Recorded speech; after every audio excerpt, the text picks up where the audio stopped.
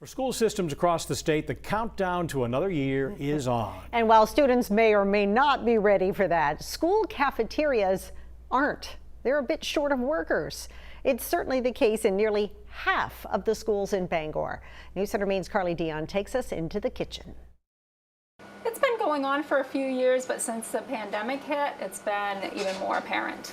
Noelle Scott is a food service director at a Bangor middle school. She says the staff shortage in Bangor school cafeterias isn't a new issue. The pandemic adding insult to injury. Now the rush is on to hire food service and lunch aid positions. I'm a volunteer lunch aide. I go in almost every day to the lunch aid. It's to help with lunches. It's a great time. Vine School principal Lynn Silk says she enjoys helping out in the cafeteria as a way to get to know the students. Parents are welcome to apply. Hours are generally great for parents because it's in the middle of the day and there aren't any evening hours or weekend hours. Scott says food service workers typically work 3-hour shifts preparing and serving meals, while the lunch aides work 2-hour shifts to help out. It's hard to entice people to come to work here when it's a low-paid job.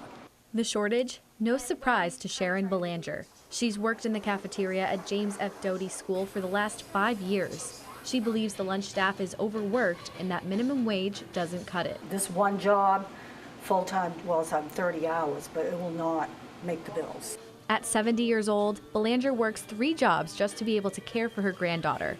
As the pandemic began to ease up, prices of almost everything started to rise.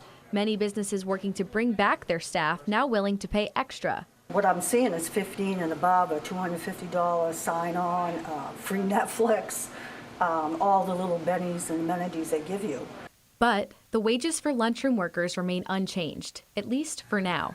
Superintendent James Tager released a statement saying in part, the Bangor School Department is currently in contract negotiations for a new 3-year contract with food service employees. Negotiations started over the summer and we hope to find a mutual agreement soon. Belanger says the workers are also hopeful they can reach an agreement. What keeps her coming back each year is the great community she gets to see every day on the job. So we're looking forward to a better year. And to see the kids be well fed and get back to learning. In Bangor, Carly Dion, News Center Maine. So if you're interested in applying for a food service or lunch aid position, you can head to the Bangor School Department's website to apply.